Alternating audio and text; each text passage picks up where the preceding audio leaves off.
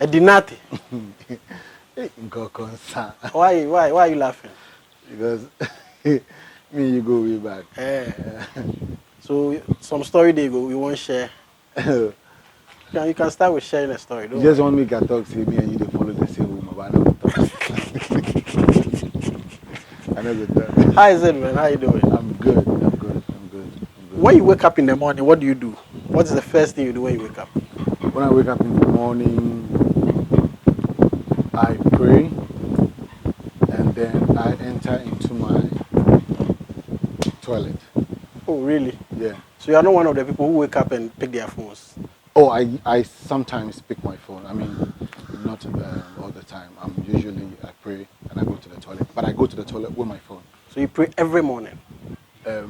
Before, no. Now, yes. Every morning. Why didn't you used to do it?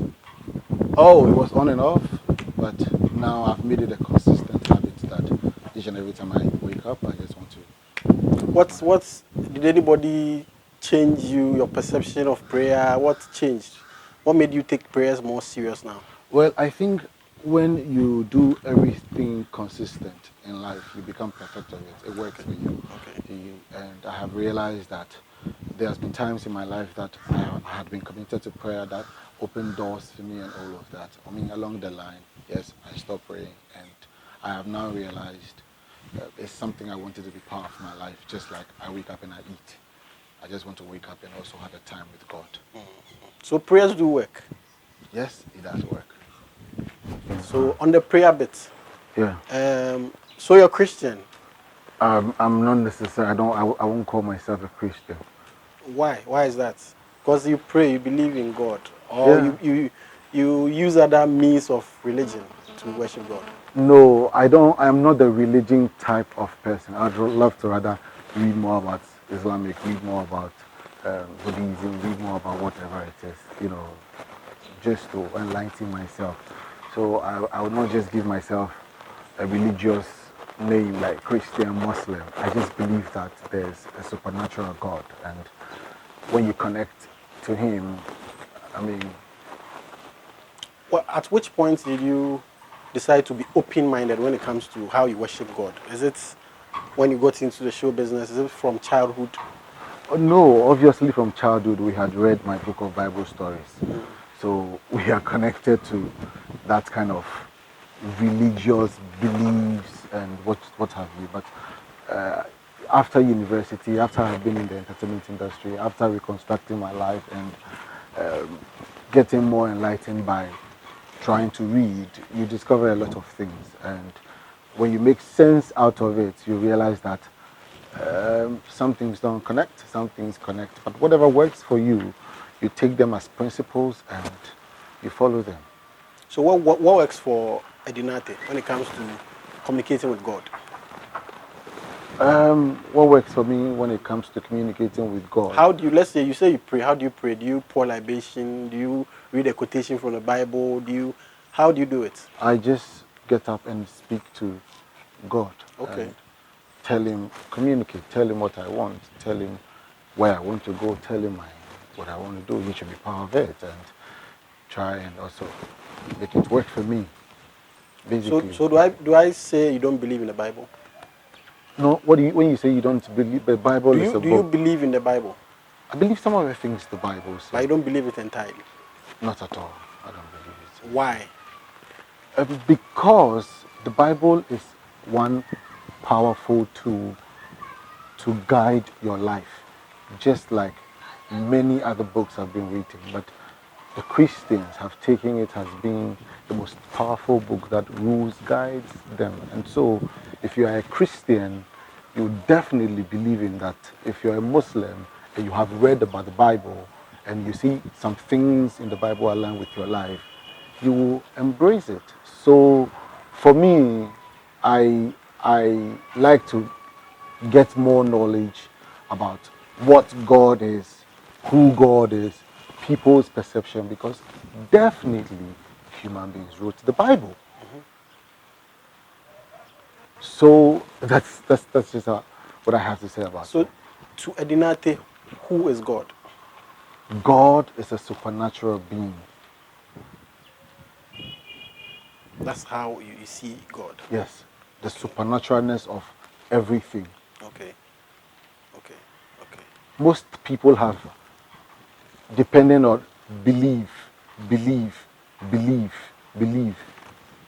Even if logically it doesn't exist or it doesn't make sense, we say believe. And that has guided people throughout the years. But like I said, if you become conscious of yourself, conscious of nature, conscious of, of, of every other thing that you see in the world, then you make sense out of it. Even if it doesn't make sense. You're a human being. You know that there are things that A to A, you know that there has to be A plus B has to be something. 1 plus 2 has to be something. So Okay, so our interview is yet to start. We're just testing our microphones.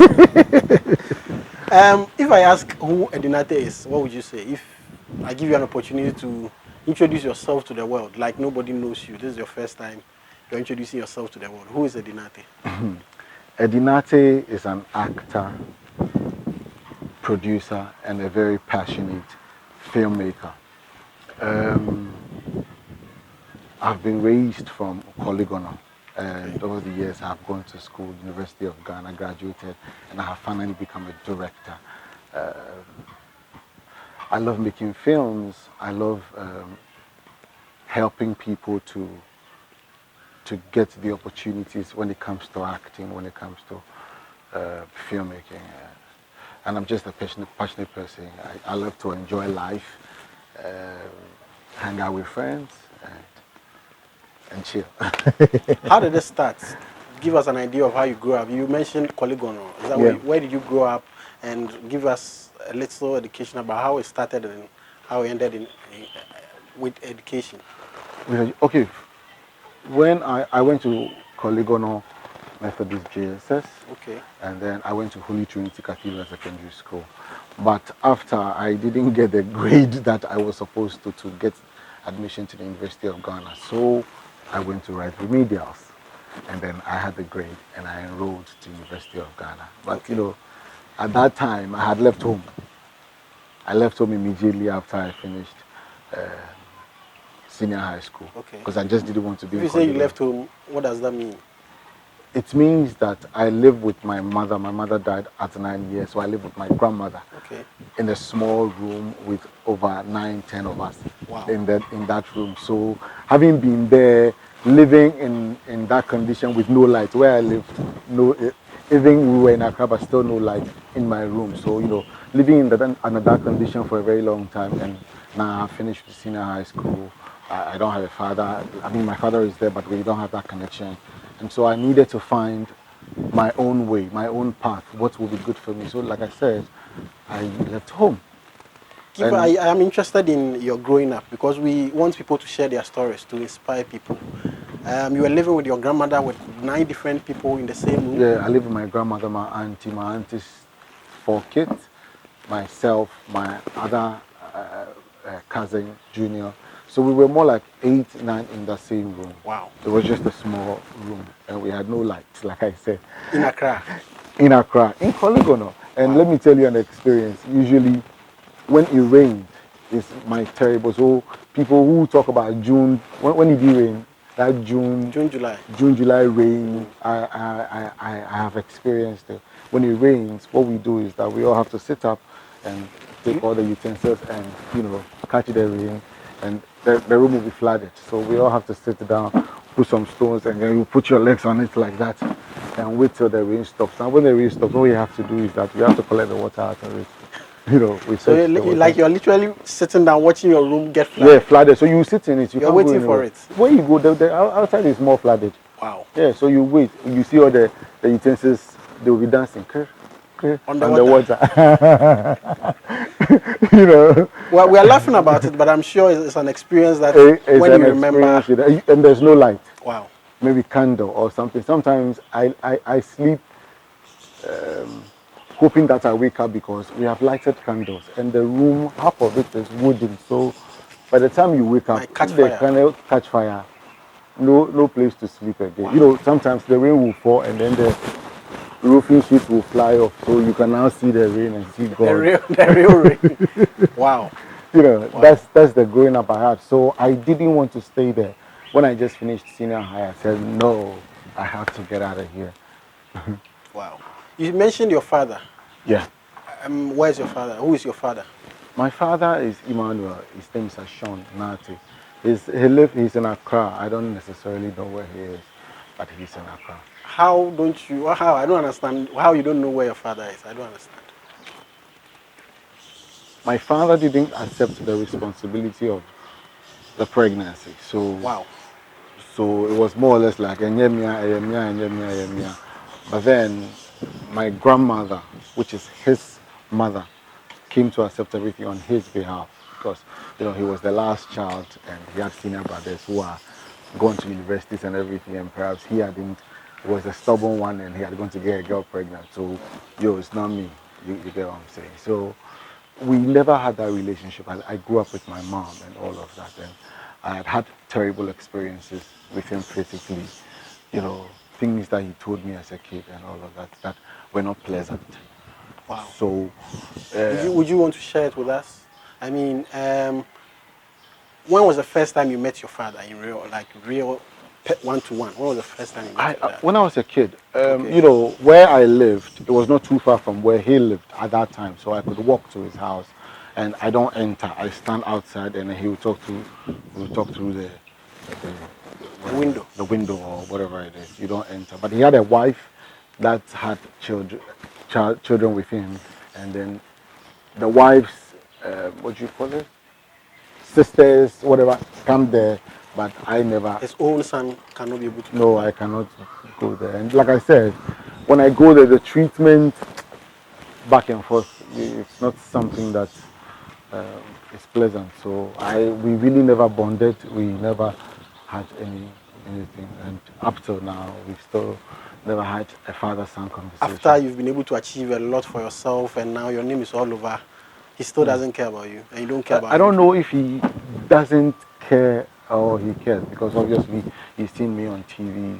You can't escape it, because when you switch on your TV, you definitely see me. So he has. I've been in family meetings that he's been there, but like I said, I go vibe with my uncles rather than vibing with him, because there's no connection.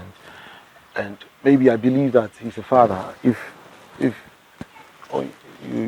call your son and you have a conversation, like what a real man is supposed to do, but I've still not had that. So, like I said, we've never had that. Are you, his only child? Do you have siblings from him, or you are the only one he had with your mom? From my mom, I'm just the only child. Okay. She was about to give birth to the second child, and she passed on. So wow. Both the child and her didn't survive. So I'm the only person. But with my father's side, I think he has 3 other children. What was some of the unpleasant things your dad told you that, I'm sure ended up making you stronger? Like go to the cemetery and ask your mother if I'm impregnated or I slept with her. Seriously, that's what your dad tells you? You say I was a kid and I could remember all these things. That you should go to the cemetery and ask your mother if I slept with her. Get out of here.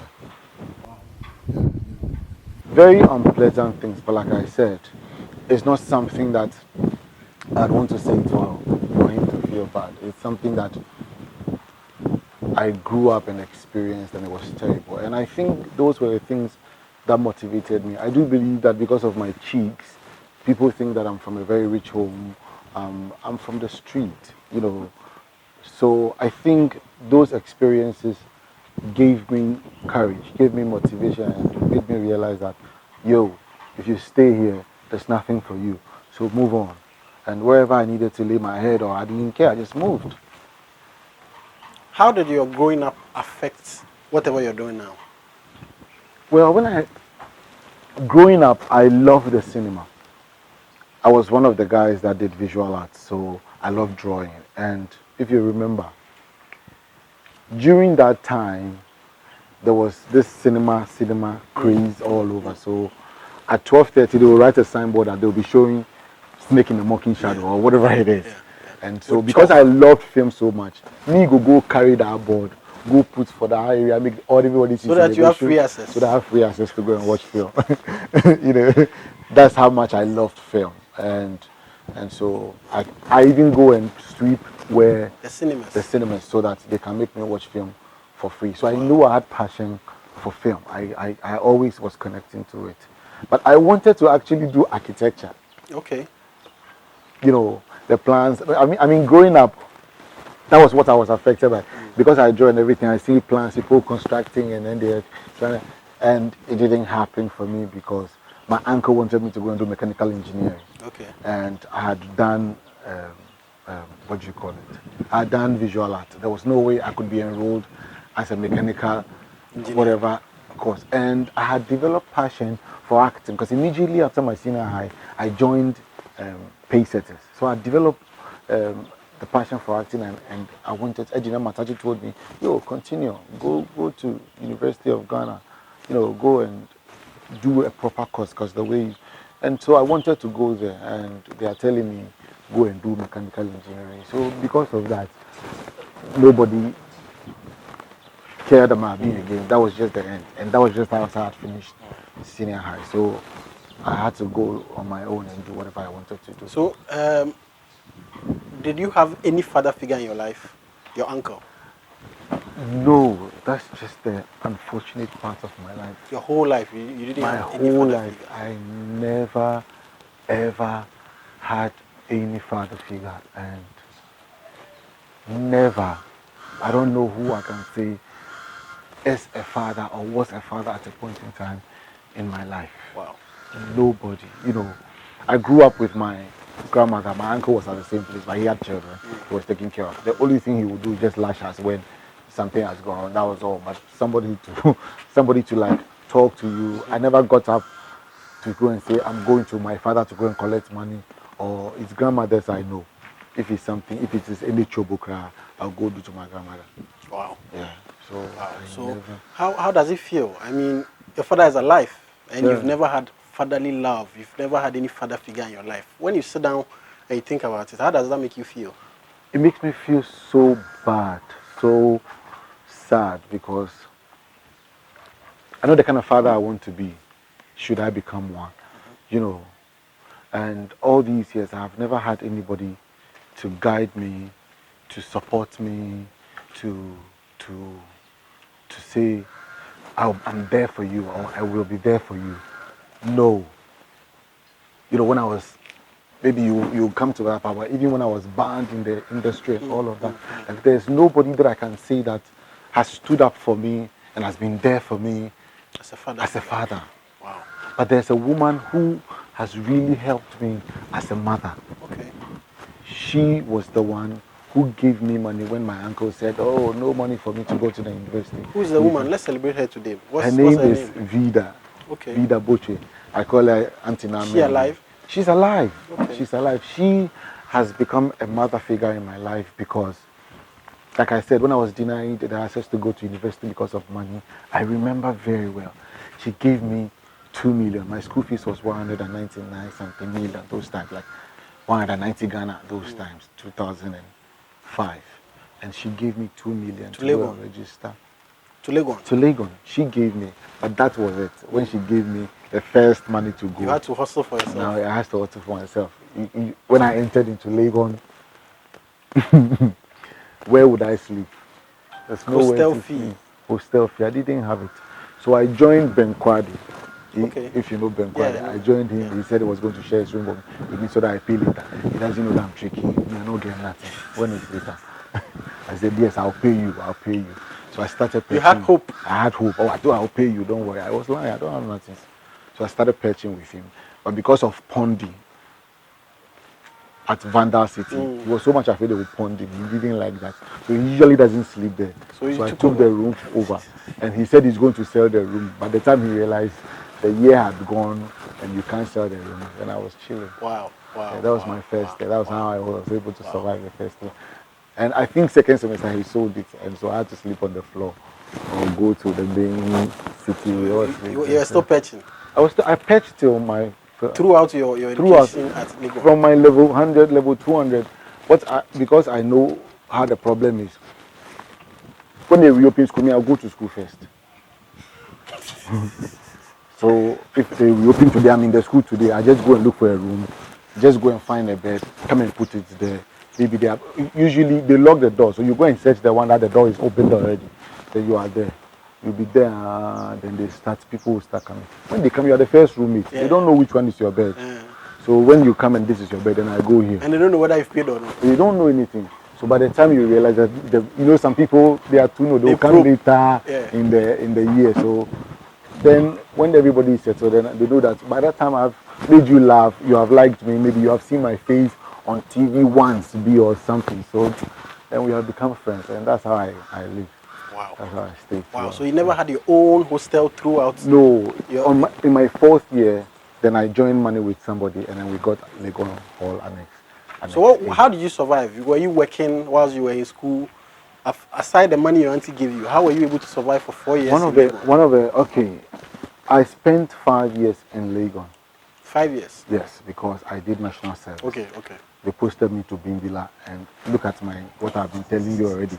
How am I going to Bimbila? To go and do what in Bimbila? With who? How do I stay? I don't know anybody. So I didn't go. I was able to get Legon. So let me tell you, my first 2 years, I had a very, very important person God revealed. Just gave it to me, and his name is Mufti Dabre. Oh, the late Mufti Dabre. The late Mufti Dabre was in my class. So he took a like of me, and then each and every time he was the one who gave me money, who sorted me out, he made me meet Father Dixon, Fifi Bansi. So usually I used to come to Peace FM. Every Saturday, March 7, I used to come there. We'll go under the underground, and I'll just go and sit by him. He'll play the music, and I'll go and eat food. I know if I'm going home, dear. Your lorry fare? My lorry fare is not lorry fare. Guaranteed. It's bullion fare. Wow. So Mufti Dabi, he was the one who was giving me clothes to even wear. Wow. Those times when I was so he passed on clothes to me. Sometimes I was also small, so you see me in middle like this, but I had nothing to wear, so I had to just wear it. So. And then he passed on just when we finished. We completed our diploma, and he passed on. That was the worst part of my life. Yeah, how did it feel? Somebody who cared about you so much, and he passed on. How? It felt so... I felt so, because Mufti Dabre was the only one I could say those times was holding me down. And just that when I found somebody that could help me, small, let me also survive. And then he passed on. That was the day I received like bullion calls in my life, because everybody knew the connection we had. When I was in school, I always do 2 assignments, one for myself, one for Mufti Dabre. Wow. Because he was busy going to do something. So anything about writing, he would be there. But anything about writing, I'll do one for myself, one for him, and then we just finish it. Wow. And he also passed on. And then I did 1 year because I didn't have anywhere to go. I stayed in the school. And there was ASPA office, a small office. We stayed there for 3 months. Me and my friend Michael, he's in America now. Shout out Michael. And we stayed there for 3 months. Nobody knew, but we survived. And I was able to complete. Legon, finally. Finally. When did the breakthrough come as an actor? When did you have your biggest breakthrough that made everybody see the face, hear the name Eddinati?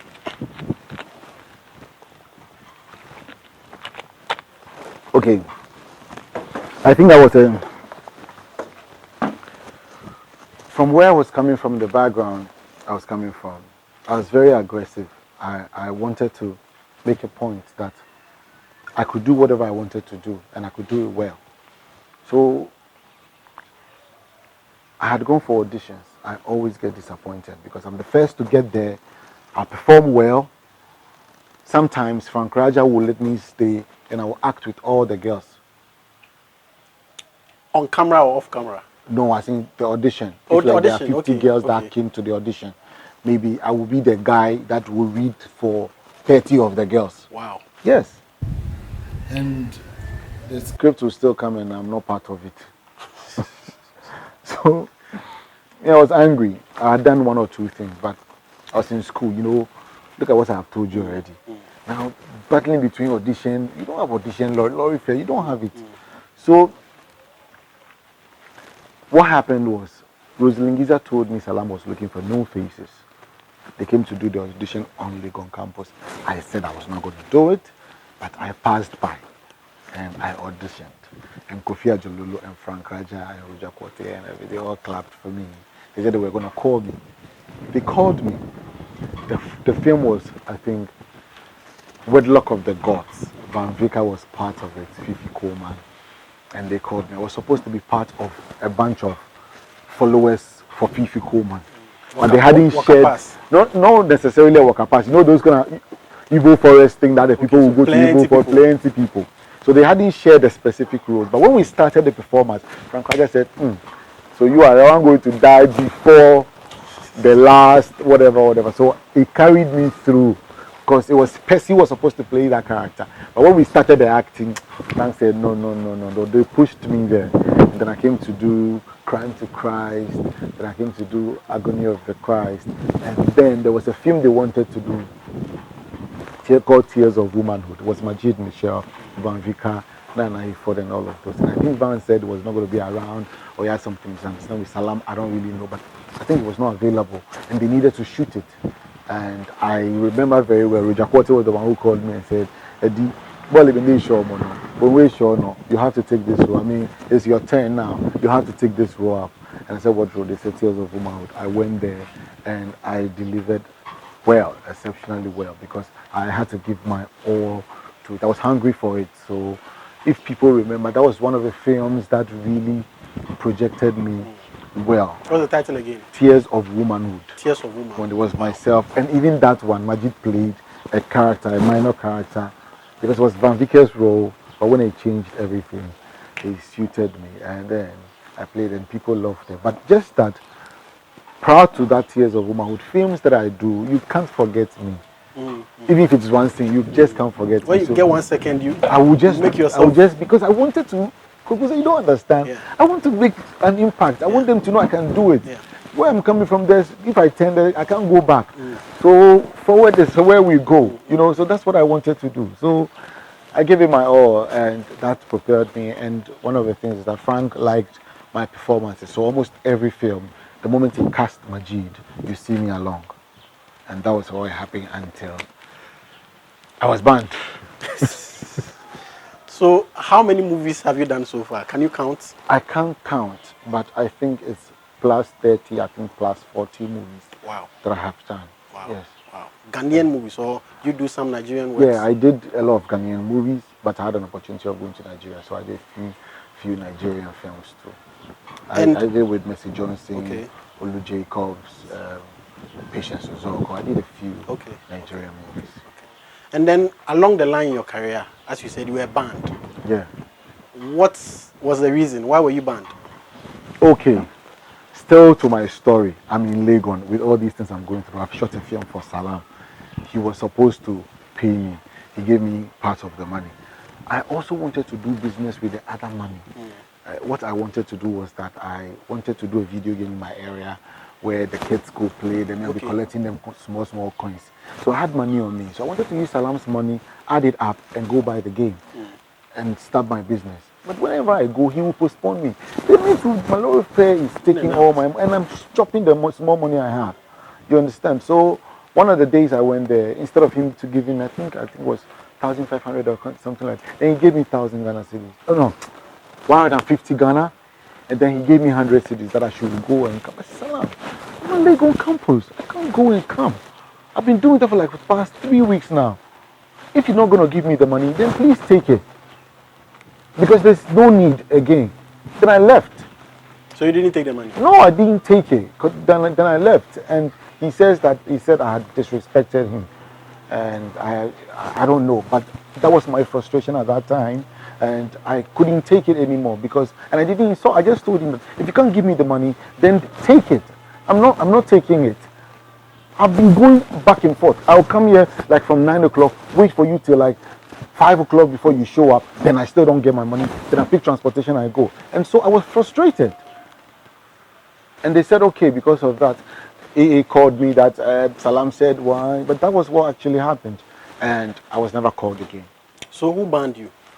So I don't know who banned me. It could be from whatever happened between me and Salam. Nobody called me. Of course, at that time Salam was very powerful, so he had influence, and so he was doing most of the films, and he didn't call me. He didn't call me because each time Salam shot, AA shot. So I was in Salam's film, I was in AA movie, and he didn't call me. So how did you know you were banned if you don't really know who banned you? I mean, recounting things that has happened, I would say it's from Salam. Okay, that's a single act.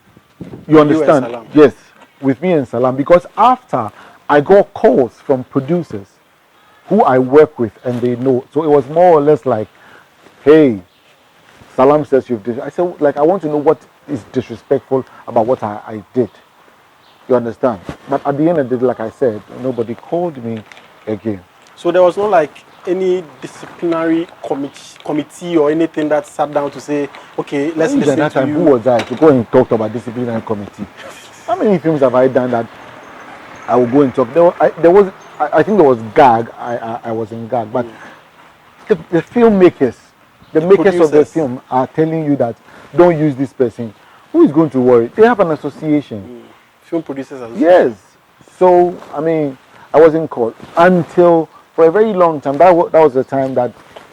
How many years were you banned? Oh, I think after I did 2007, 2000, I didn't do films. Wow. I didn't do films. For like 3 years? For like 3 years. Until like 2009, 10, that they did Foreplay. You remember Foreplay? I was not. How can I not be part of Foreplay at that time? I would definitely be part of Foreplay. But I was not around. They didn't call me. So it was like you were blacklisted? I was blacklisted. I think that's the word I should use. I was blacklisted. That's the word. I was blacklisted. So, Foreplay Reloaded. I think Frank was, I don't know, but I think Frank Raja was getting tired of it because he knows that I can deliver this better. So he brought me on for Foreplay Reloaded. And for those of you who have watched it, it was a fantastic performance with me and Majid in that shower room when he had gone to, and then I also had a few things to do now that I went to do somewhere in Africa, which was fantastic. I remember that one. Exactly. Got nominations and all of that for it.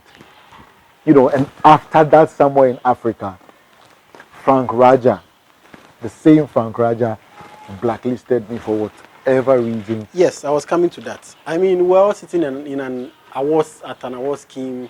Frank Raja was called on stage to present an award, right? Yeah. And before he presented an award, he confessed in front of everybody that he personally blacklisted you from working with you, and he didn't even state any particular reason. He regretted his actions and all that.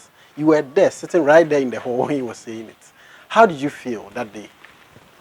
I didn't feel anything because you knew. I knew about it. He came to Accra and he called me. I was in Xylophone. I was lecturing a bunch of students. So he knew about it because I had always told him, please, if you are in town and you want to do film, I have actors I'm growing. So please favor them. Yeah, let them. So he came through and then he gave them their award. I gave him the platform to encourage because I know he was somebody that held me down. At all this, while I didn't know Frank had ever blacklisted me. So that was when he also started talking about how he suffered in the hands of somebody in Nigeria at the time he was growing up, when he hadn't done anything to the man. The man was a director, but he's the one that the man will punish for not doing nothing. You understand? I mean, I didn't know where the story was leading to, and then he confessed finally that he blacklisted me and he blacklisted Echo Smith. Myself, for whatever reason, he never said, he never knew. And then he did it. I was so shocked when he did it openly said it because I know it. So I was so shocked. I felt like it was being haunted because he knew what I had, he knew what I possessed, and if he had just at that time he had all the opportunity as a director, pushed me, he knew where I could have been, but he just decided to blacklist me for whatever reason, which I even think. Have you sat down to wonder? Maybe you've done something you were not aware of that. What could have been his reason? What could have been his motivation? You see, so Did you or have you sat down to wonder what could possibly, maybe he doesn't want to say, or maybe you did something that you didn't think was wrong, that he took it the wrong way? Have you sat down to No. think why Frank Raja would blacklist you? I've The same sat person down. who gave you a lot of roles in movies, the same person who called you at some point to come and do certain movies. Why would you think he will blacklist you at some point? You see, I I I sat down. I literally cried, and I was hurt because all those times that I knew I was good, I knew I could do it. It was like somebody's intention to suppress me and say no. So I was so hurt. Like Frank, even if I did something wrong, I was your boy. You understand what I'm saying? That's what I believe mature people do. I was your boy. You call me, hey, you did this, you did that. Don't do this, don't do that. Straighten me. You don't blacklist me. No. I don't know what I did. I'm telling you for a fact. I respected Frank. I mean, I still respect him. But at the time, I respected him too much to talk against him or, like you are saying, because I know he was the one who could root out for me and say that Eddie is good for me. Even if you guys don't agree, I'll go with Eddie. Do you understand what I'm saying? And I loved his work and everything. So I knew that Frank held me down. Honestly speaking, he was the one who even connected me to go to Nigeria. Okay. Yes, he was the one who made a call and said that somebody's going to call you to go to Nigeria and act. Wow. Yeah. So I didn't know whether it was envy from some people. I don't know. Frank is the kind of person that when we are all together, all the celebrities that you know, all the top actors you know, he can openly say that maybe if I remove Majid, Eddinati is you, or praise me with my acting capabilities. And maybe I feel like some people may not like it, some people may like it, but to say what I did to Frank Raja, I can't phantom. I think I heard him on radio say that somebody told him something about you. I think I did. No, Has he spoken I to you about think that? no. He said in Miss G's interview that somebody told him something, but later he realized that wasn't true about me. So he just had to let go. He didn't tell you the person. No, he didn't tell me the person. He didn't. How was your relationship with him now? Oh, we're cool. We're Okay. cool. Like I said, we've always been cool, and what he did openly, I'd already done it to me. And like I said, I move on easily because I want to.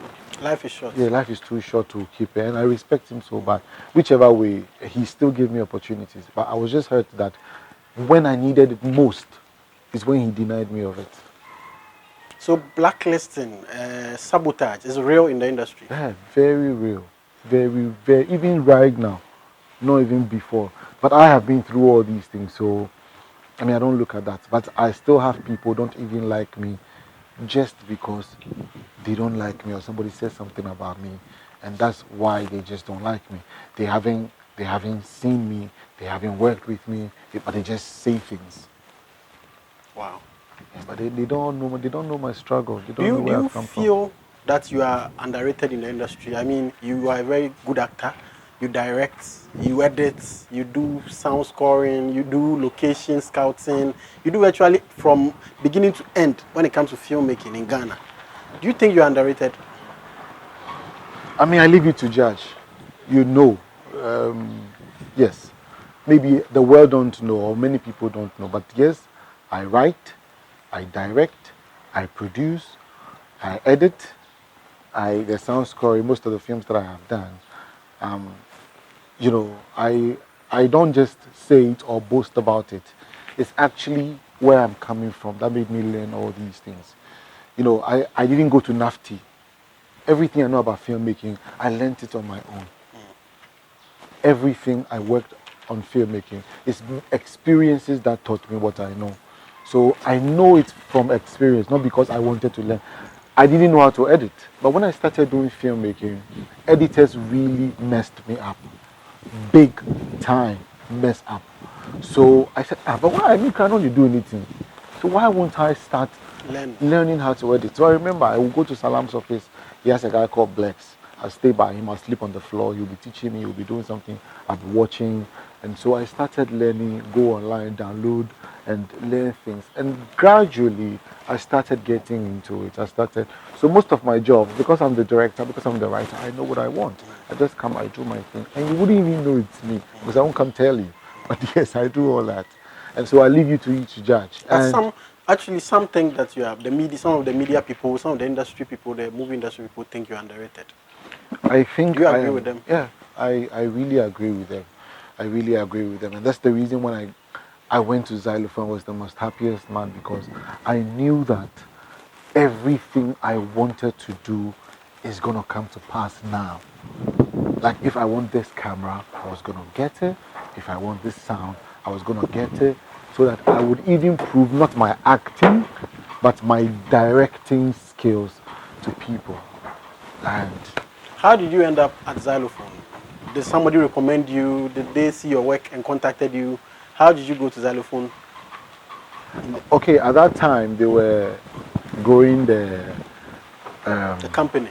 The company. So they had acting club, and they wanted somebody. They were doing it, and they wanted somebody to actually manage. So somebody recommended me that I come. They had been calling me to come see the place and all of that, because I was one of the youngest producers. So I went there. They told me about it. So I said, okay, fine. Let me go and see. I saw the students, and I already had something to wanting to do something like that. So, I mean, if I've even gotten the people already, why not? So I started training them, and then I traveled. I had to travel and go see my wife, and I came back. And they said they were going to launch the art clubs that they have. It was a music art club, acting art club, and I think modeling, fashion exactly. So for some time now that we have trained the kids, we should do something with them. And I did summer with them. And of course you were there when they showed the music, they showed the modeling, and then they showed the summer and the atmosphere and everything. And I think that they realized that I was a tool they needed to work with. So they gave me an appointment letter to work as an artist and repertoire manager for the film, for the actors that have been signed. Yes, and then I was equally managing the young talents and training them and doing films with them. Are you still with Xylophone Media? Per contract, I am. You still by contract, yes. Okay. How are things now? After the whole controversy and everything, we've seen that they are doing something with Xylophone music, but we haven't heard anything from the movie side. Yes, I also haven't heard anything. I have had few meetings when my boss came back, but I haven't heard anything concrete. So as at now, like I told you, by contract, I'm still, but nobody has. How many years was the contract? 5. 5 years. And you've done 3 years or 2 years? I think I started 2017. Okay. 18, 19, 20. Yeah. Okay. So if I ask you, you still consider Xylophone movies is still alive? For me, I can't say it now because I don't know what goes on now. Okay. You don't go there anymore? No. Okay. Unless it's needed. Okay. Unless it's needed. So, because I have not been called. What would you say you achieved with your time, or your time so far at Xylophone Media? Or if I ask you what you achieved with the opportunity you got, I mean, you say you were very happy about it. What were you able to achieve with it? Well, when we were in Xylophone, you know, like I said, I went there with all the hopes and expectations, wanting to do something for Ghanaians. But it happened that because I was the artist and repertoire manager and not necessarily the director of films and everything, there was, how do you say it?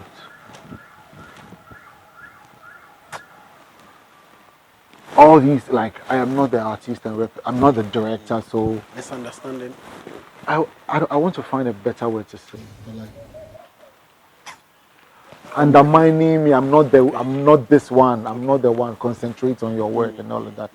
But you see, that is the reason I came to Xylophone. I didn't come to Xylophone to come and manage the affairs of of the actors. Indeed, that was my responsibility.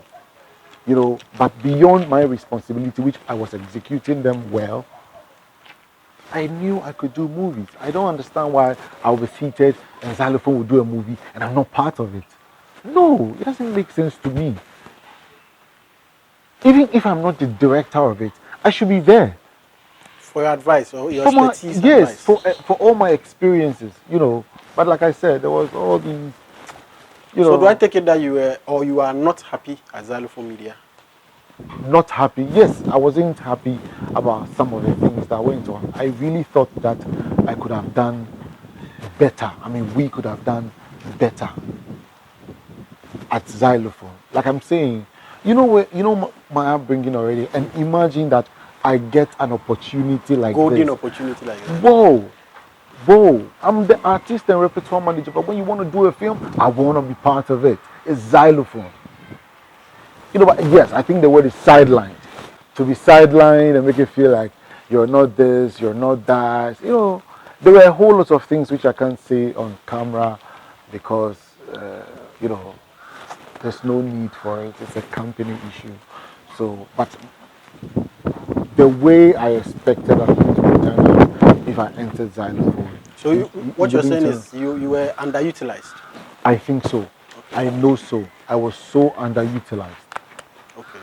That's just what I have to say. But even with that, I was able to do 2 movies. I directed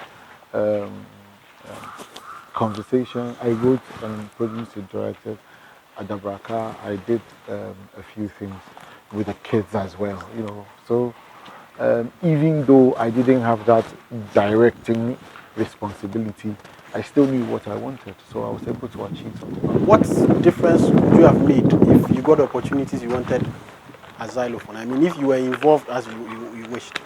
I would have changed the narrative of Ghanaian filmmaking. That is what I want to do.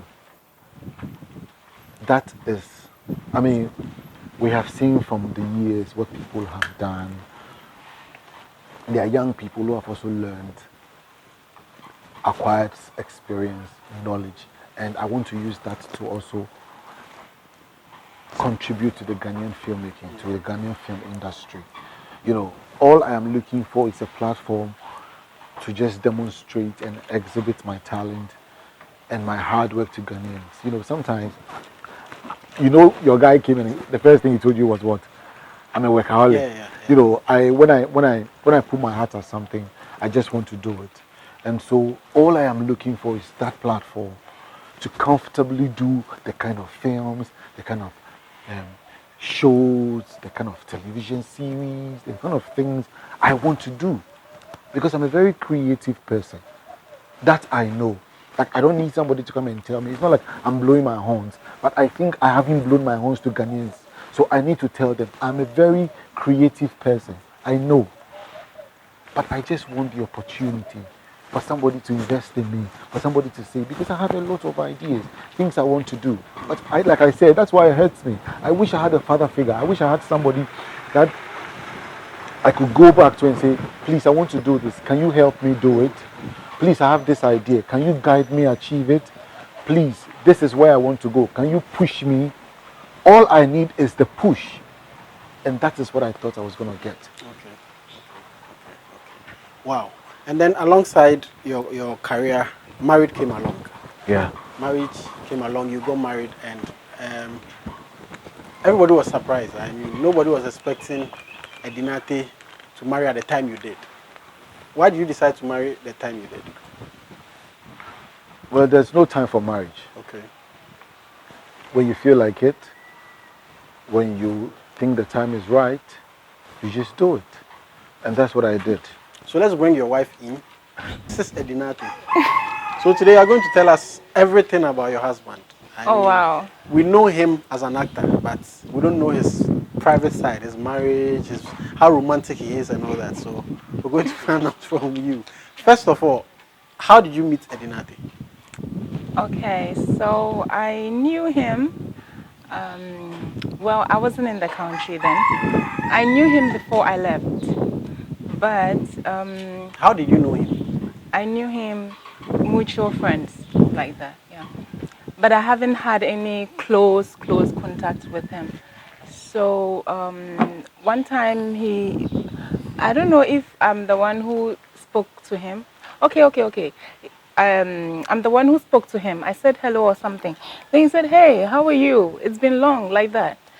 So during that time, I started to come back home for vacation, and he invited me, and we met, we talked, and it was just like a normal convo. How are you? How is that place? How are you doing? How is work and stuff? So, and that was it. And we started talking. So when I went back, things started getting more serious because then if I pick my phone, I just want to talk to him. He just want to talk to me. So it started like that. So that was it basically. You kept saying you come, you go. So where do you live? Where do you base? Okay, so I live in Dubai Okay. at the moment, and At the time you met him, you were still in Dubai. yeah, Okay. yeah. Okay. Well, I knew him before, Okay. but because I haven't been staying here after school, I moved to Dubai, so I was living in Dubai. So I kept coming home back and forth like that. Wow. Wow. Wow. Wow. And how long did it take for you guys? How long did you date? Okay, so when we started talking, most of the time, anything he says, I don't take it personal. Because You think he was acting? Yeah, no, seriously. you know this industry people, we have a whole lot of perception about them Yeah. from afar. You understand? So getting closer to him, he started saying things that I can relate to.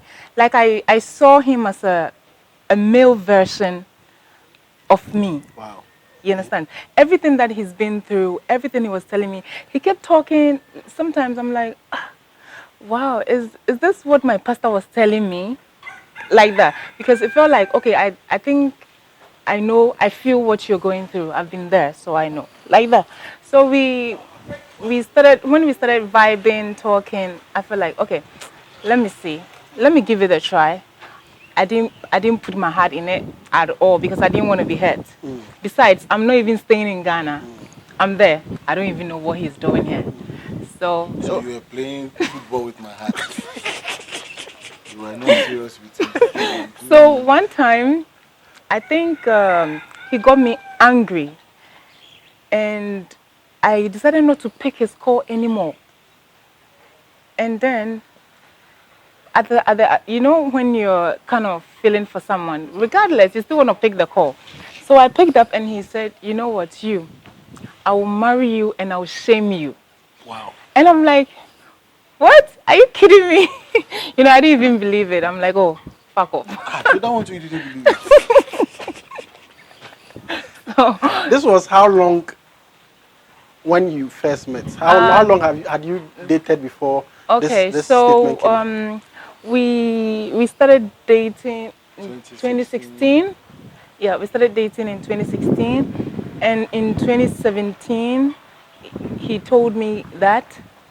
He told me that, and in 2018, July 28th, I remember I came down July 28th. He picked me up from the airport, and when I came home, actually that day, I was super angry. Wow. I have never waited for him at the airport before. I have never. Every time, one thing I love about him, he's always on time. He is always on time. See, today I'm the only person who is ready. It's just because of today. He is always on time. So when I go to the airport, because I'm a bit shy, so when I come out and I see all the people there, I get a bit frustrated. I want to go back. I stood there for how long? I don't know, you I, calculate. I think about 30 minutes or getting to 1 hour. And this guy was in there, and I'm like, wow. Show him love. Hey, I'm like, wow. I didn't even know he was going to come. And because I don't have the SIM card for this place. I didn't know how to call. I didn't even want to talk to anybody because you know when you get down, then they all want to rush you, talk to you. Do you need a cab, Uber, or something? So I was like, okay, let me just relax. When he came, I just pushed my trolley to him and I started walking. I was so angry. You know, when I got here, he has this small boy, Solomon. This guy started videoing me. I'm like, I'm not in the mood. Don't video me at all. When I entered, those red petals everywhere. The whole place is blazing with candles. I'm like, what is happening here? And it was 28 July, 2018. I'm like, oh wow. No, it was 2018. Yeah, 2018. Then I'm like, wow. Oh my God, baby. I never knew you were this romantic. So when I got here, actually, I didn't even see. All of a sudden, he just went down on his knees. Will you marry? I'm like, stop it. No, is it a dream or something? Like, I didn't believe it. I thought he was just, trying to That was play one of with his movies. Yeah, they can really act. So, even those that they are not actors, see what they are doing. So I was like, oh, wow, oh my God. So I was overwhelmed. I was shocked. I didn't know what to do. Like, even no one come into my mind. I just say, yes, I will. I will. The anger all of a sudden disappeared. Oh, it's gone. And you know what? I felt even bad for being angry at him. This is what he was planning. That was why he was late. So I'm like, oh God, I have to work on my patience. So Eddinati gave you the fairy tale proposal. It was amazing. Wow. Normally when people ask me, how do you see your husband? What will you say about your husband? I can't find the words to describe him. Every time I get short of words, there is only one word that always is stuck in my head. He is amazing. Wow. Amazing. Effortlessly. Like, he doesn't have to try so hard to please me. No, not at all. Even when I'm angry, the little things that he will say, I will laugh like I'm not the one who is angry. You understand? He's super amazing. He's super amazing. So, when I start hearing stuff about him on the blogs and stuff, I laugh. Because I wish they will get a little opportunity to come close. Aside his craft, aside his talent, aside his creativity, he's an amazing person. Like, even, there is one thing I've realized about him that he doesn't know. And I'm saying it for the first time. He sees the good in the bad. Wow. Yeah. See, I've always had arguments. If we're arguing about Big Brother now, because he's taking another side, I'm taking another side. I don't watch Big Brother. In every day you are discussing Big Brother with me. Like, so you have to listen. But you are an entertainment person. To marry, please don't marry. Because they will be telling you things that you are not ready to listen. If you don't listen to, you have to compromise. So right now I know everybody in Big Brother, but I don't watch it. So yes. So you see, he sees the good in the bad. See, someone that everybody will say, oh, this person is a bad person, this person, then he will give me another idea. Why don't you think it that way? Why don't you think this person does this because of this? So even when I start to hate the person, I don't have a reason to. Wow. And people like this you hardly come by, because obviously if me I'm on the internet and I'm throwing myself nude pictures here and there, I swear you will not come to me and say that, oh, you're very holy. No, it's obvious I'm not. But he would tell me that these are the people that God needs, and these are the people that God will use. You understand? So even when I want to forgo all the things that he said, I still read meanings into it, and it makes sense. Wow. He's amazing. Wow. What was your perception about men in show business before you met Eddie? Okay, so growing up, well, I've always wanted to be an air hostess. Okay. A cabin crew, deal with planes, an aviator, basically. So one time I went to church And one guy said, "Oh my God, you're so beautiful." That is Zoe Temple, Tamakumti 5, ICGC. Then one guy said, "You're so beautiful. Why don't you try acting?" And I'm like, "Acting? Well, I remember I used to do drama in school, culture stuff. So, well, I haven't thought of it. I don't think so." So I said that, okay, let me just try. So the guy gave me a place to come for audition. I went there and I did audition, and there was one guy, I think he was the director or something, or the main character, whatever. He said, okay, he wants to give me that role.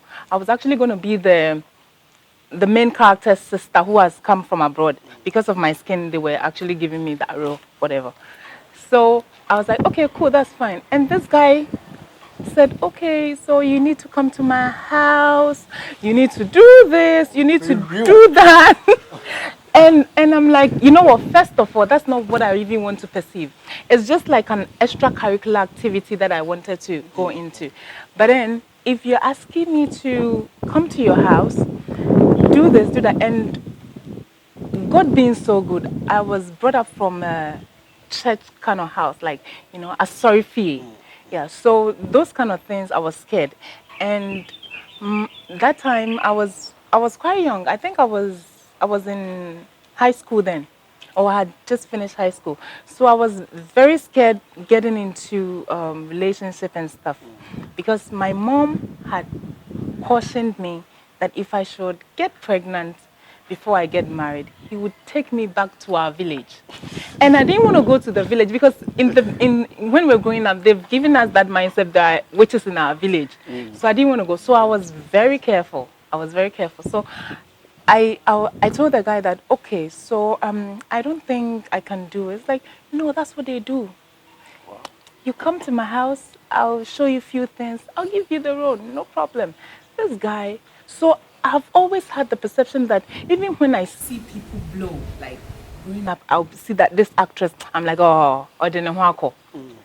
That's how I felt it. So for him to even come into, I'm like, oh, you are just one of them. And for me to know that, oh, Eddinati, oh my God, Eddinati. I used to watch him, I used to fancy him, and now he wants to talk to me, he wants to see me, he wants to marry me. You know, it was that kind of feeling. I was scared. I never trusted anybody. Even when he told me he liked me, and I spoke to my friend, a very close friend, about him, she killed my vibe.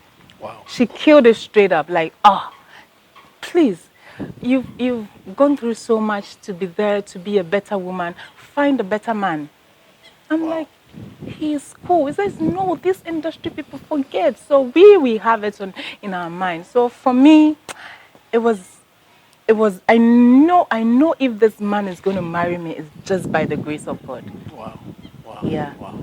So I embraced it. And you know what? I took him as he is. I didn't see him from today. I mean to say, my vision is not for today. I saw him in the future. Like, okay, and things are not getting well. Forget about today. Tomorrow will be better. So he's a big deal. Maybe we will not see it now. But I'm telling you, on record, he will be the Tyler Perry of Ghana. Wow. Amen. I believe that. I tell him every time we are praying. I tell him, And did you believe that? Yeah. You do? I see it. Because the kind of, even... That's just the dream. Yeah. It's just that Tyler has done it. But that's just the dream, to have a very big thing that, like I told you, train people, you know. Create a whole movie village. You know, something keep like producing. that it will just change the narrative of Ghana film industry. Wow. Wow. Okay, so give us your full name. Okay, so before I got married, my name is Vida Obenewa Danso. Okay. Now I'm Mrs. Vida Nartey. So where does Vida come from? Where did Vida grow up? Okay, so I come from Kwewutafo. Oh. Yeah. You know, I'm also from Kwewu. Oh, wow. Yeah. So a part of us from a BTF, and Okay. you know, I don't really know much because it's been long I went there. But I know of Kwewutafo. My mom and my dad all from Kwewutafo. Okay. And I've been staying. Okay, so when they gave birth to me, that I got to know myself, I was staying in Tema Community 2. Okay. We moved to Tema Community 1, and so you are a Tema chick. yes, TM for life. Yes, I've had all my basic education. I went to Chemu Secondary School. Then I went to Central University. I didn't even come to Accra, Central University Accra. Okay, I went to the one in Miocho. Okay. So it's still Tema vibe. So I've always been in Tema my whole life. So after school, I did my national service in First Capital Plus Bank. Okay. Then from there, I was still pursuing something bigger, something higher. So I went to Dubai, and my first job was interior decor. I didn't really like it. I was the secretary for the company, but that wasn't what I wanted. From beginning, I wanted to be an aviator, someone close to planes. I love planes. So when I got the interior decor, I didn't stay there for long. I was still pursuing for other opportunities. Then I moved to real estate. So one funny story I would want to share in terms of looking for a job in Dubai. I searched for a job.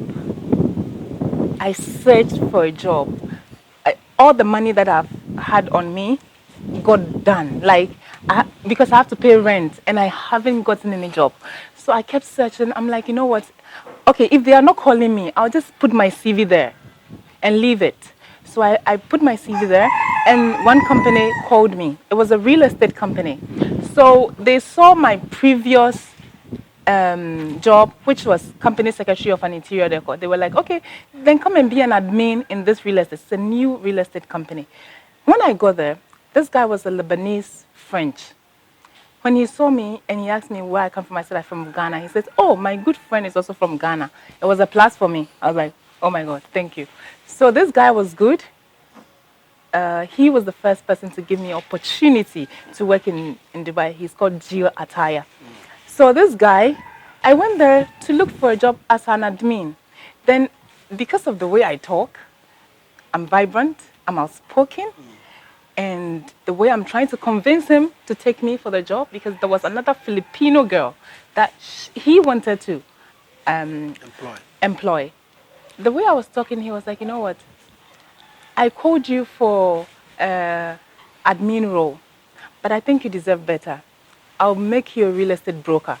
Wow. So I'm like, oh, wow, really? So he accepted me like that.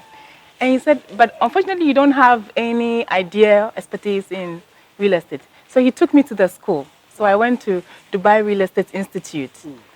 And all that he wanted me to do is to pass. I passed. I got my RERA license. I was able to operate as a real estate broker in Dubai. So whilst I was there, I was still searching for other opportunities.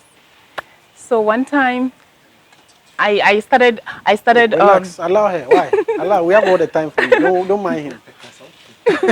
I was searching for other opportunities. So I was still pursuing my cabin crew, air hostess, aviation kind of thing. And I got a chance to be called for an interview. Normally, in Emirates Airlines, when they call you for interview, they send you invitation. They don't just say, okay, come, or everybody is coming, so come. No, they personally send it to you, dear Vida, like that. So I went. Unfortunately, I had worked with that company, real estate, for 6 months. So they said, why do you want to leave your company and join us? And I said, because this is what I want. This is what I want to do. Yes, I'm with these people, but this is where I think fits me. This is where I can fare well. So just give me the opportunity. But unfortunately, in Dubai, if you're with a company if you're with a company and you want to move, you should serve them for at least 1 year. Wow. It would depend on the company to accept you or not, but that's the normal rule. Yeah. So she says, oh, but you've worked only 6 months. I said, yes, I'm willing to leave it and come, as long as you want me. So it was this Russian recruiter. And she said, okay, let's see. So when the final list came, my name wasn't part. And that was a point in my life I felt like God has rejected me. Yes, because this is what I wanted, and I was so close to it. And I lost it, and I didn't know what to do again. And I have to go back to my real estate. I picked up my pieces. I went back to the real estate to just continue. So that was in October. No, that was in August. November, they called me again. They sent me another email again to come. Yeah. So I went there and they said, okay, so this time it's not for cabin crew, but you be a ground staff. Before the plane takes off, everything that has to go on before departures. So from check-in, boarding, passenger handling, baggage, ramp control, airside operation, everything before the plane takes off. Even you have to go on board, do head count, everything. So I'm like, okay, it's not bad as well. You're still close to the I'm plane. still close to it. Why not? So I just took it. But in Emirates group, there is two sections. There is the Emirates Airlines, which is the airline, and there is Dinata, which is the ground handling. So they said, okay, it's still same company, but you'll be in this department. So we do all the ground handling for every flight that comes to Dubai and goes off. And that's what you do now? And that's what I do now. And you're happy with it? Yes, I'm happy with it because at the end of the day, I still get to meet a lot of people from all over the world. I still get to, and one thing I love about this company, there is a lot of recurrent training. So you're always updated. I think even if I'm given the opportunity to work in Ghana airport as a manager or something, I can kill it. Because living in Dubai, working in Dubai, being in the busiest airport in the world, I don't know what I don't know. And because of the training, normally when they take you to Emirates Aviation College. So I've been there, I've had a lot of courses, and there are still courses that you have to do online all the time. I swear, if you don't do your course, you get a warning letter. I forgot one time, I got a warning letter. Wow. So yes, it means they take it very serious. So you work with Emirates now? Yeah. Why did you choose Dubai of all places to go and live? Okay, so in 2013, I went to Dubai 3 times. My best friend is a cabin crew. And when I went there, and she's driving a Benz. She's living in a luxurious apartment. And she's just a cabin crew. I'm like, oh, and this is what I want to do. Why not? Like this. It's like you know so what? Inspired. You know what really attracted me? See the benefit that she has. Oh my God! So even when we go out, like maybe a restaurant, maybe we go to Sofitel, we go to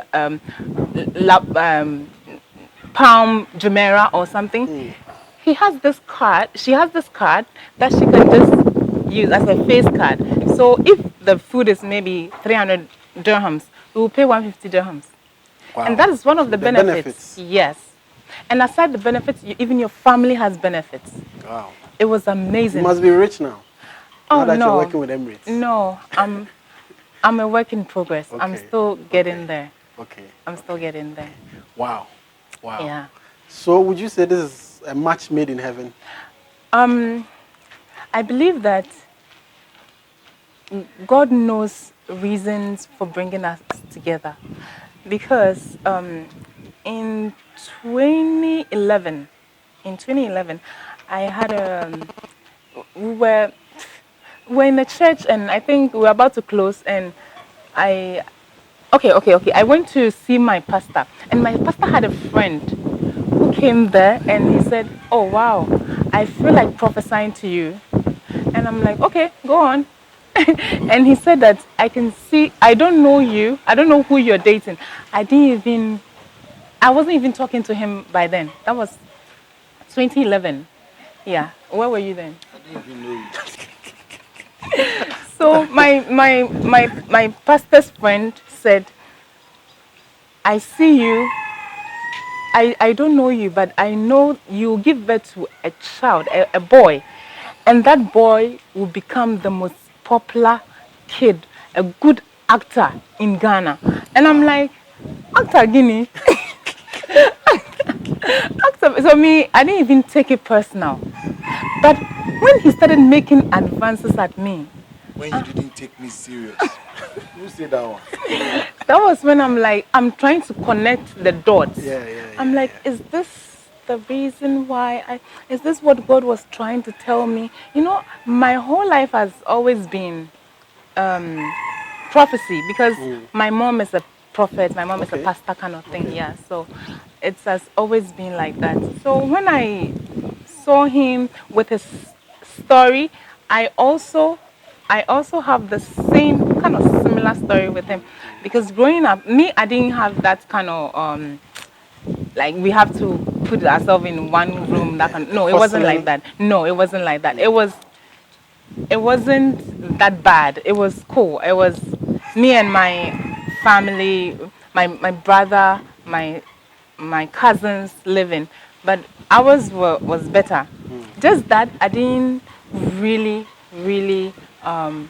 grow up with my parents. Okay. I grew up with my auntie. So my auntie happens to be someone I call my mother. So I didn't have that. So your life was far better than his. His was too cobble. I take it that you guys were in a distant relationship before you got married. Yeah. How difficult was that? I mean, people are not able to survive distant relationships. So how difficult was that, and how were you able to build it up to marriage level? See, there is something. When you want something, you protect it any way possible. See, it was very difficult. Sometimes when I call him, where are you? Oh, I'm here. I'll get home soon, and he never gets home, and it will be bothering me here and there. But I still held on to the fact that he's a good man, and I'm not letting that go. See, if I should throw him off or talk to him anyhow, it's easy for him to get another girl. Yeah. Who are you? Tomorrow. Who are you? So I was like, there's a waiting list there. So I was like, you know what? I'm just gonna gather all my patience and just wait and see how this will unfold. And luckily for me, he wasn't that bad. Okay. At all. Being in at a distance with him, you're in Dubai, he's in Ghana. The girls, I know the industry is in the showbiz industry. There are a lot of girls, a lot of temptations.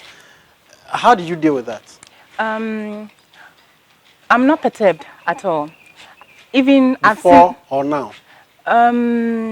Before I will be a bit worried because I didn't know my stand, although he tells me all the sweet stuff. But then now I'm not perturbed at all. I see a couple of DMs in his Instagram or WhatsApp. Why are you going to go to my DMs? What are you doing there? I see it and I laugh. Do you know why I laugh? Because I've made our home so comfortable for him that even when he goes, he will come back. What if you are not here? You are in Dubai working.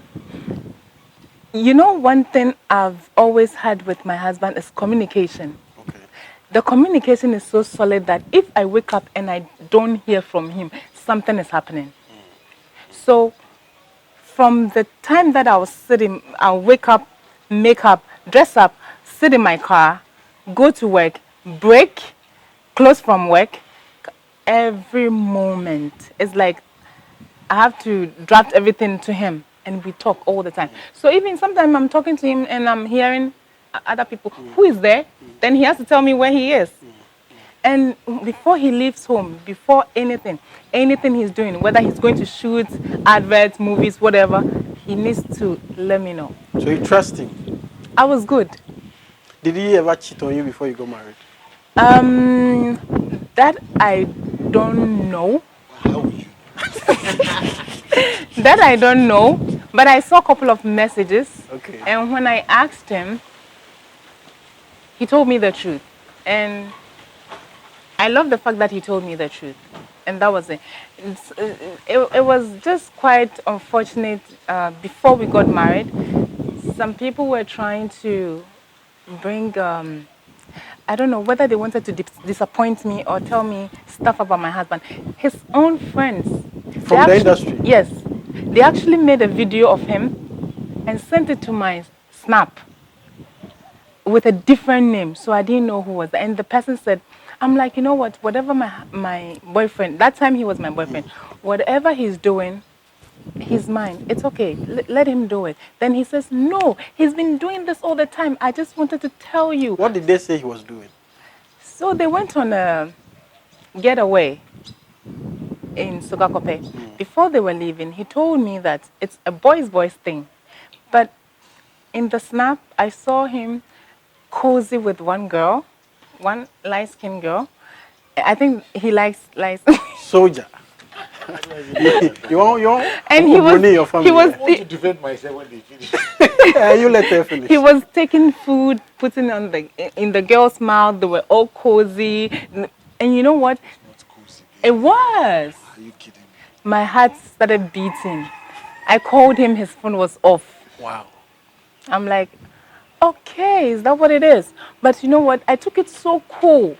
So cool. And the guy said, this is what he has been doing. I always wanted to tell you, stay away from, trying to give me that kind of vibe that I have to stay away. Breaking him. And that was when I felt like I need to get closer more. Even his own friends can do this.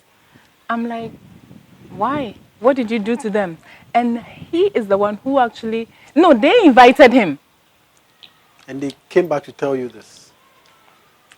So when I got the messages, I was so heartbroken. He explained himself, and regardless of what it was, I had to accept him. How difficult is it getting married to a public figure like Eddinati?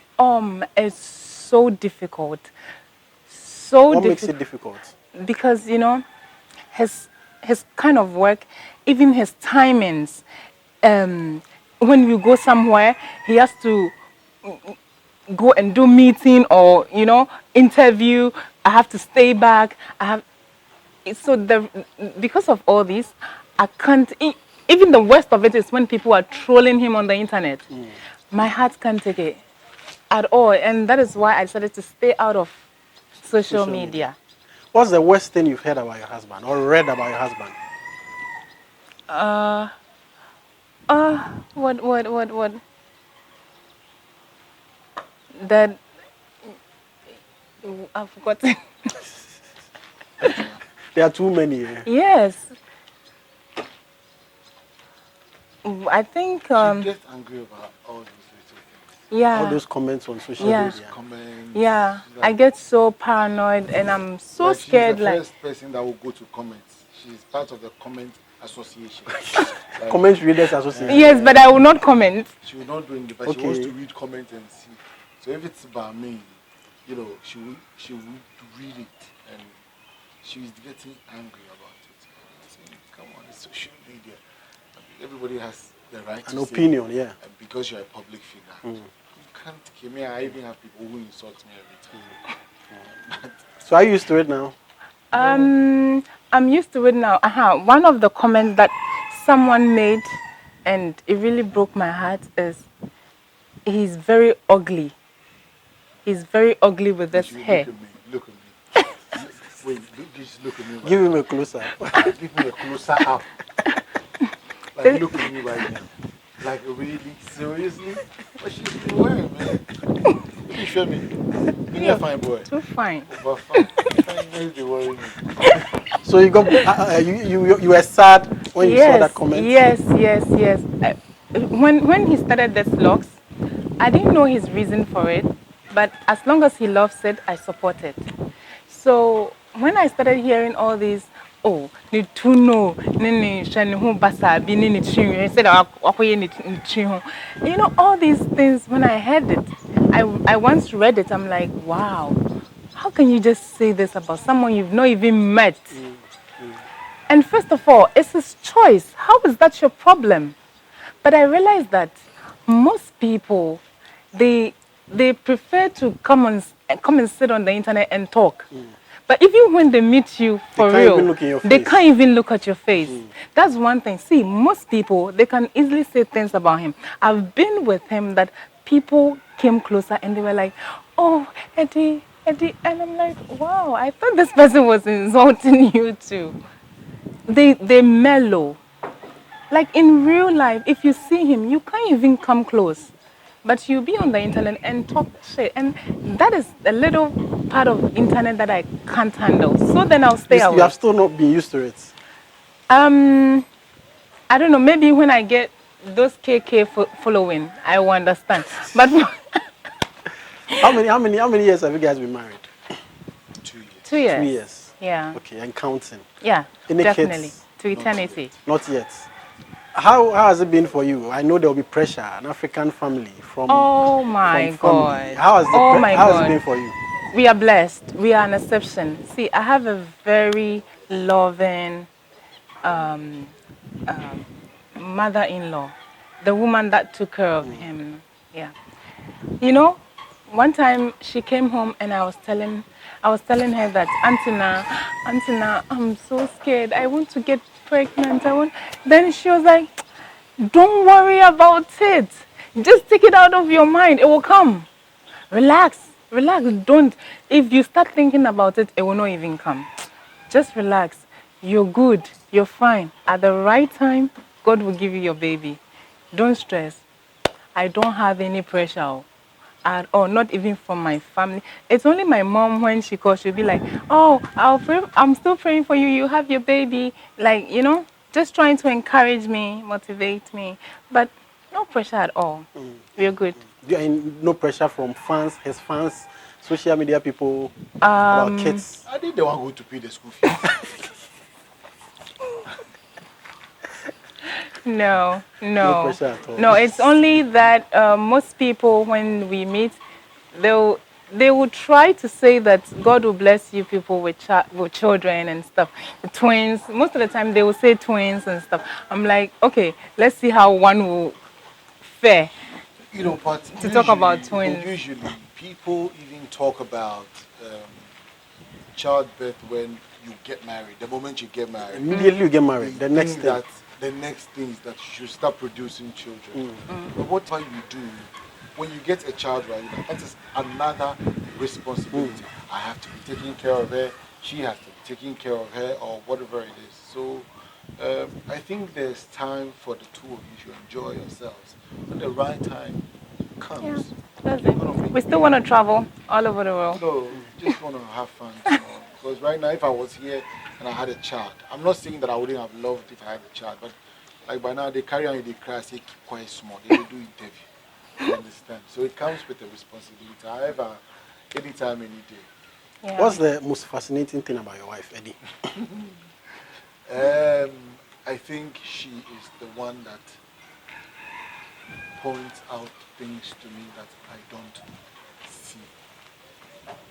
I opened say your that eyes to some things. I am the easy go, and I think that everybody should be like that. But there are people that maybe sound me, or certain things I don't take personal, that she points it out to me, and so it makes me conscious of myself. It makes me conscious of it, and most of the times I have been on the side of me did the TV talk, and she is now being on the side of an audience. So sometimes the way you do things, she's able to see that as an audience, or look into this and everything. So I think she has been an amazing person in my life as well.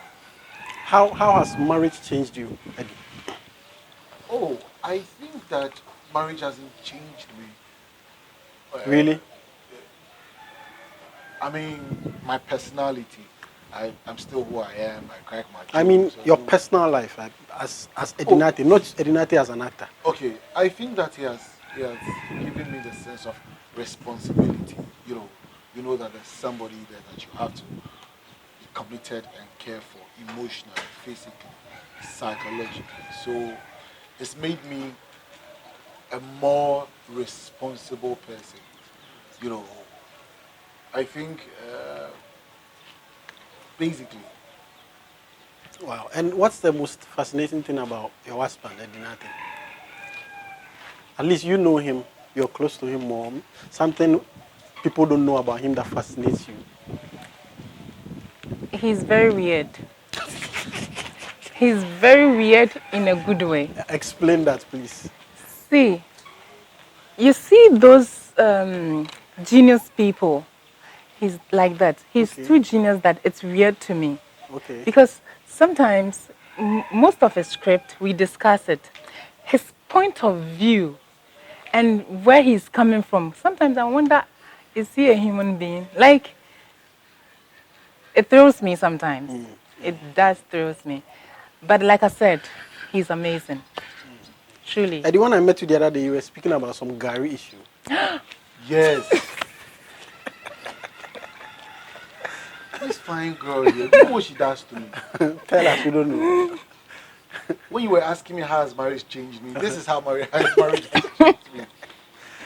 Sometimes I want to, I have been slim before, I have been fat in my career before, and I have lost weight before. So I know all the categories, and I love it when I'm easy go and everything. And she drinks soakings at 2 a.m. 2 a.m. Eugene, I know they lie. I'll be sleeping, and that is the time she will wake you up. Baby, I want to drink soakings. Soakings? Do you know the time? And I will follow her. We come to the kitchen. She does the soakings. It's so and I nice. must eat. With her.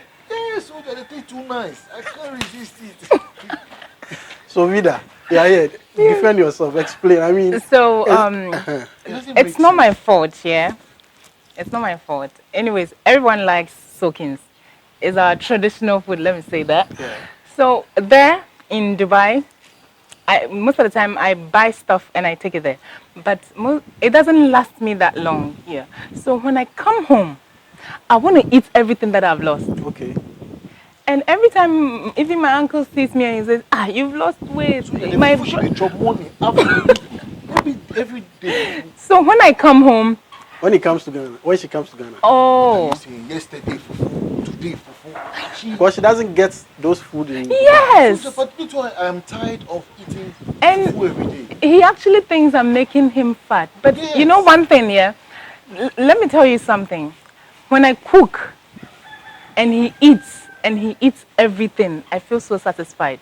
Wow. Because my food doesn't go waste. And it makes me also believe that my food is good. Because if so I love to cook, and I cook his favorite every time. And he can't resist it. Even when he's full, he'll still eat. And now he's becoming fat. He thinks it's because of my soakings. You are the one behind it. And you know what, yeah? With the soakings part, sometimes I yearn for it. I yearn for it so much because I don't get to eat it all the time. So when I come home, even if it's morning, afternoon, evening, and I have to eat it, kaliwale. So you can imagine, I'm thinking when she gets pregnant, what will she be calling at 4 a.m.? Let's get there before. But the thing is, if I'm eating alone, I don't like it because I've always eaten with him. Okay.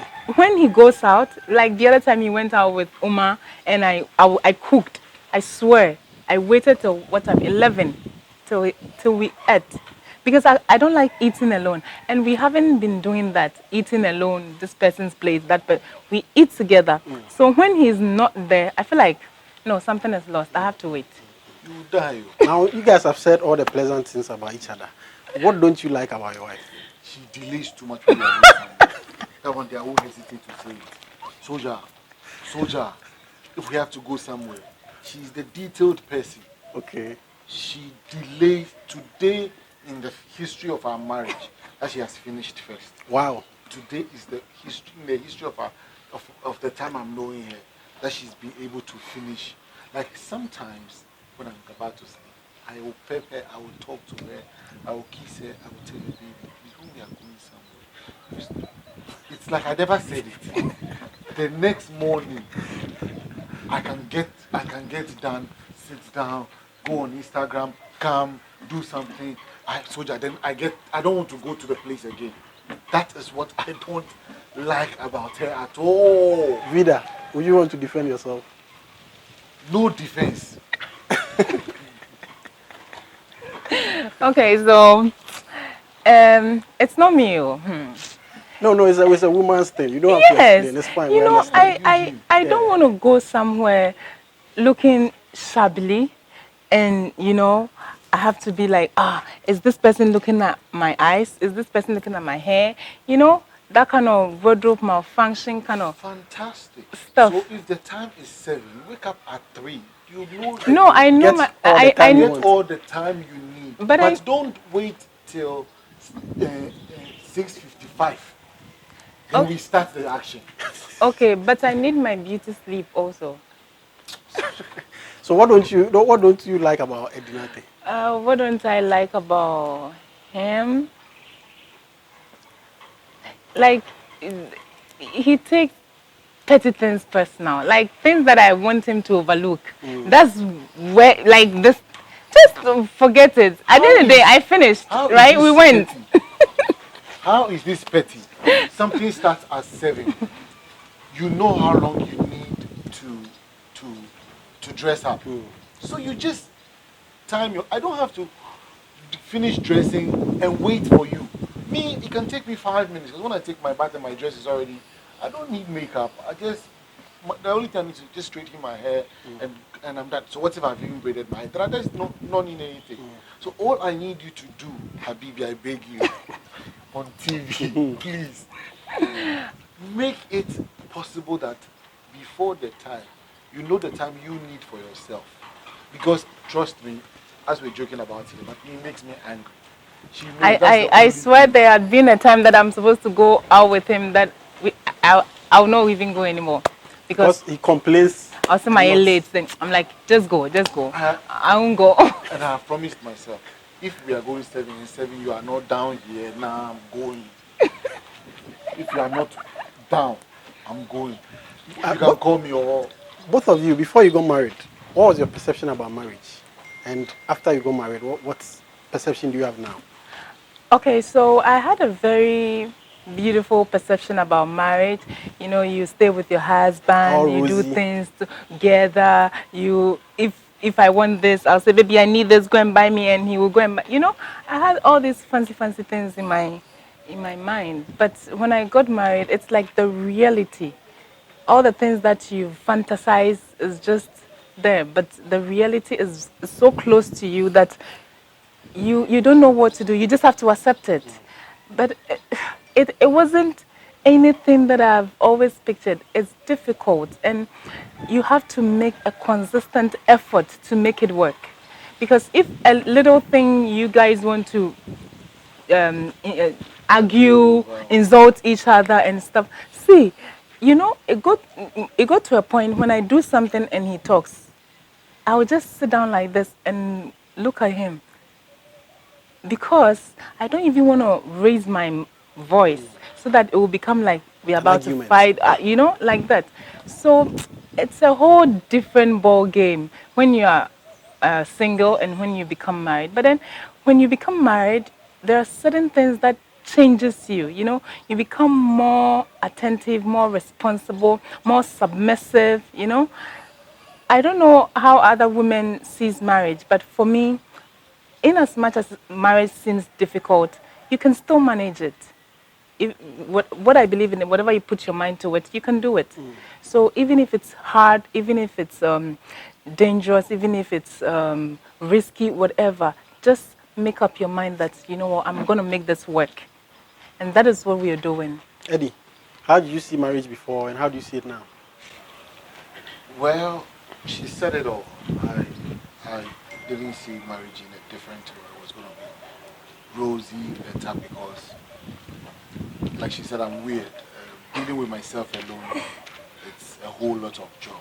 And to also deal with somebody consistently, it's also another ball game together. But like she said, the most important thing is that you want to make it work. You know, it's like you're all going to one direction. I step on your toes, you step on my toes. If we begin fighting, we will never get there. But you say sorry, into I'm sorry, then we continue going. So I think that um, you think it's all rosy. It's not like that. There are more responsibility when it comes to marriage. I mean, when you have a girlfriend and you go somewhere and you know, it doesn't really matter. You can do whatever you want to do. But when you have a wife and you have to be responsible, I mean, she has to know where you are because she is the first person to be if anything happens to you. So you know, it's not been rosy. It's Been sweet and sour. it's Yeah. sweet and sour. But most important thing is that we make effort to show ourselves love, to renew, to remind ourselves that we are here for a purpose and this is how far we want to go. It will be difficult, but so long as we enjoy, we laugh a lot. I think that's one thing about us. We laugh a lot. So long as we laugh a lot more than we fight a lot, then I think we are on the right path. One thing I want to say, one good thing I like about him is when I'm angry. When I'm angry and I feel like, okay, I think he's not going to talk to me the whole day, so whatever. So maybe I'll take the living room, then he will take the bedroom, yeah. But I'll be there, then he will be like checking me out. He will be checking me out. When I turn, then he will be like, he's not looking. So, you know, it makes me laugh. You know, one thing I love about him, though I'm the one at fault, he wouldn't hesitate to say sorry. Even me, when I'm angry, naturally, when I'm angry, even if you're my friend and I'm angry at you, I won't even come to tell you anything. I won't call you out. I will just be at my corner. I will just ignore you. Well, I'm the kind of person who don't sleep on anger. You know, when I'm angry, we need to sort it out. I mean, my relationships, you have the opportunity to be angry. You're a human being. But let it know. Anger is just an emotion that affects us. Let's not derail our mind and purpose of being alive. So, even if you feel yourself so much up with anger, how do you feel yourself? It drains So you. it drains you. It takes all the energy away from you. And I'm an energy person, so if she gets angry, I just don't mind. I think she's one of my little kids I'm trying to, pamper. So I say, come here, baby. What should I do? Think about it. Yeah. You're angry. Okay, so what now? Who are you going to be with? Me now. So forget that. Let's go ball out, So I really don't take things personal. And even if it is that personal, it's important we talk about it. We speak to the reality of it. Let's say A, B, C. We understand. You don't like this, I don't like this. How can we both come to a compromise? Compromise, you understand? And meet at a point we all agree and be satisfied. At the end of the day, I can't satisfy you fully. You can't satisfy me fully, but we need to, for our best interest. That's how we just. So, what do you do for fun? I like to watch movies a lot. I like to read when I'm not doing anything. I think I like to edit. They're all fun for me. I like to edit. Sometimes you want to. Videos. I like to take pictures. I like to take videos. With my iPhone and just edit it. I just basically like to do anything that makes me happy. But I read. He can tell me to dress up. Let me go and take you pictures. Yeah, just worry. Come. What is your biggest regret in life so far? I think my biggest regret is that I didn't have a father figure in my life. I have never had anybody that I can speak with about my ideas, about my plans. Anybody that I can go and say that, can you support me? I need this kind of support. Even if I have problems, usually the point is I don't even have anybody I can talk to and say that, please, I'm going through this problem. Is there any help?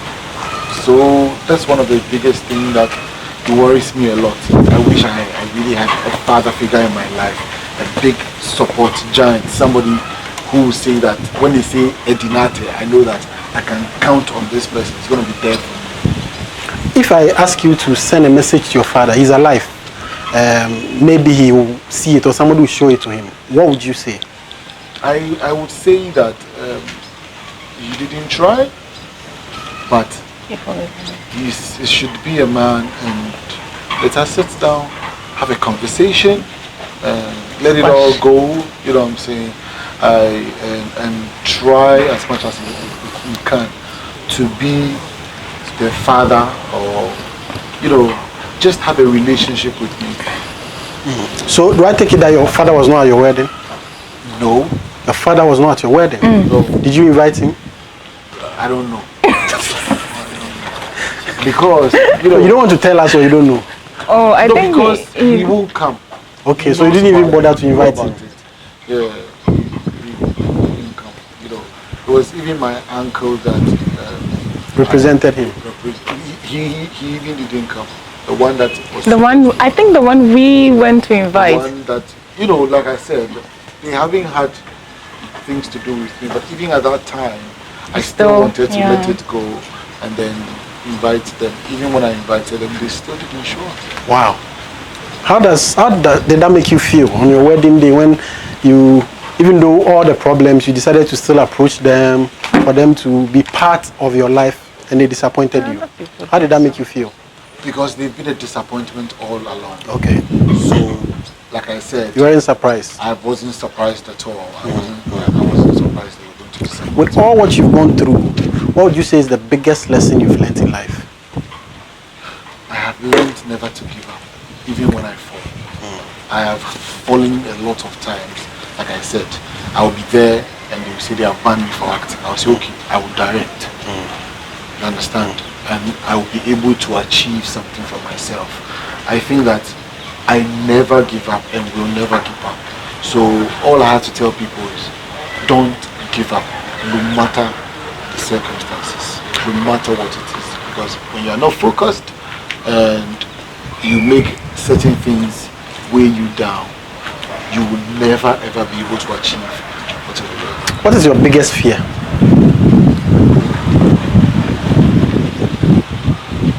And to be able to achieve the things you want to achieve before you die.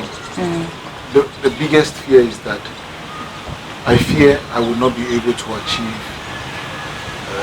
the things that are in my head, the things I want to do in terms of who I am, what I have learned, my experiences. Like my wife said, like the Tyler Perry vision that I have, that I want to do. I fear sometimes that, wow, time keeps elapsing. I have still that the way people get support from other people. You see, there's this rich man or somebody behind this person. I wish, because the kind of things I want to do will not just affect me, it will not just affect me, it will help the whole people, Ghanaians, young talents. You know, I want to raise army in the film making field. I want to, like I said, change the narrative, and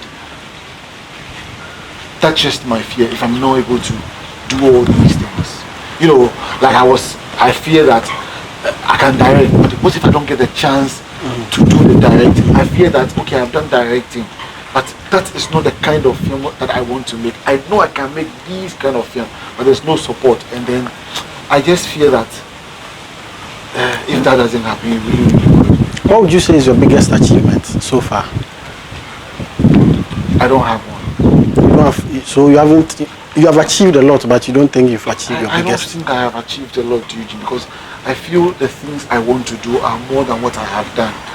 Like I told you, all these times through acting that you have known me, I was struggling to make a point. I can't tell you during my time I made 10,000 out of acting. Most of the films I did were even free for me to prove to Ghanaians that I can do it. So you haven't really gotten money out of acting? I've not really, no, not at all. What's the biggest money you've ever gotten out of acting?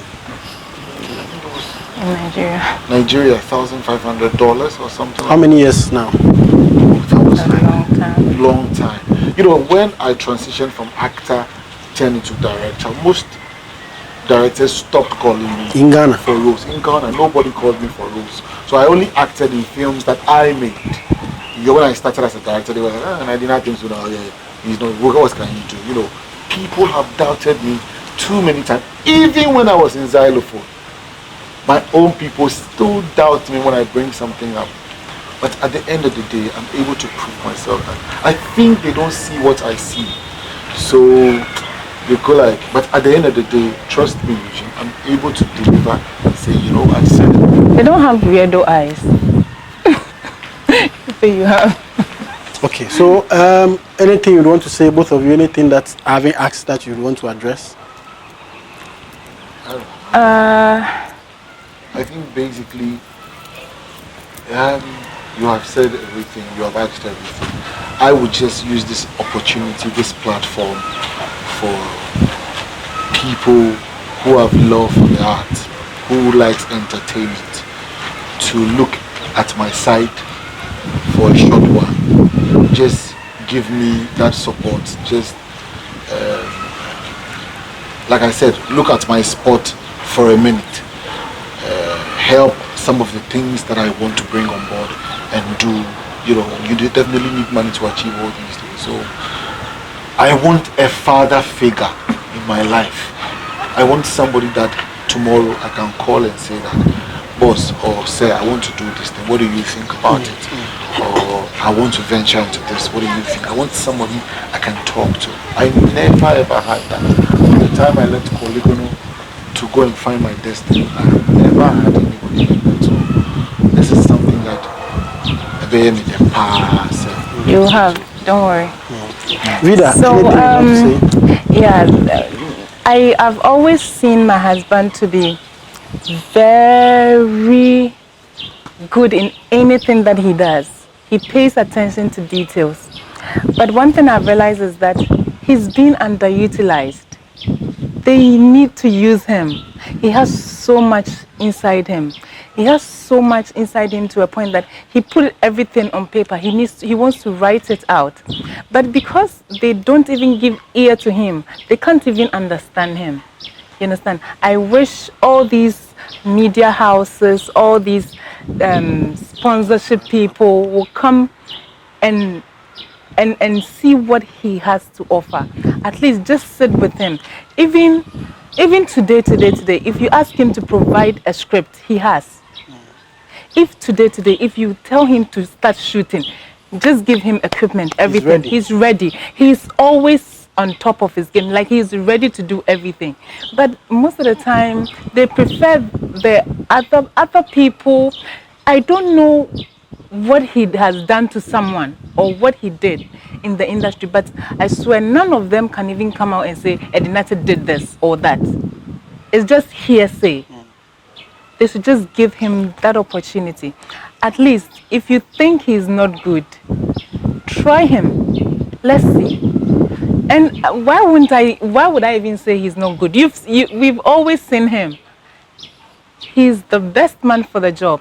Like I said, I know with time, and as long as we have God, there is life, he will be the Tyler Perry of Ghana. Trust me. Amen. Yeah. Amen. Amen. Thank you very much for your time.